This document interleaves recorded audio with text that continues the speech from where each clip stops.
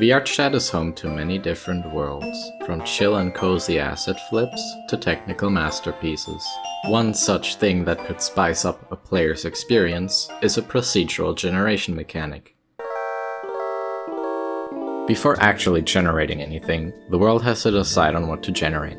Similar to Minecraft, this mechanic generates a random seed which will contain all information about the environment that will be generated, such as environment type, a list of all chunks, dynamic props for each chunk, entities, and all other relevant data. This information then gets parsed into a grid of husks, with each husk instance containing one slice of the seed.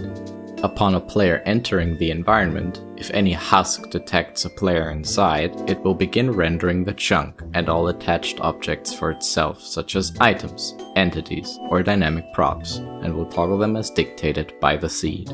It will then signal that to all surrounding husks with a 3x3 chunk radius. This allows the player to move between chunks and dynamically call in or out the surrounding chunks using the seed's random data. Before this implementation, there were some beta tests performed on an older generator with different flaws and deficiencies, such as longer loading times and poor performance on lower hardware. Prior to the current implementation, if the player requested for an environment to be generated, the world would parse the seed and then instantiate every chunk all at once, instead of only rendering what's around the player.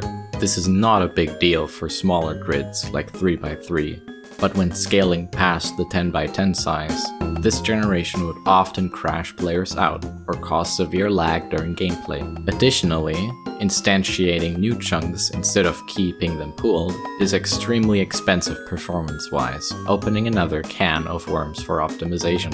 The current implementation has a single frame of loading time, compared to the old ones often taking up multiple seconds for marginally smaller environments. Once a chunk is outside of the player's drawing distance, it immediately unloads itself and returns all objects it used back to their object pools, freeing them up for the next chunks to use, lowering the load on the hardware. You can make that jump, by the way. You think so? Well, unless you have a skill issue, that is.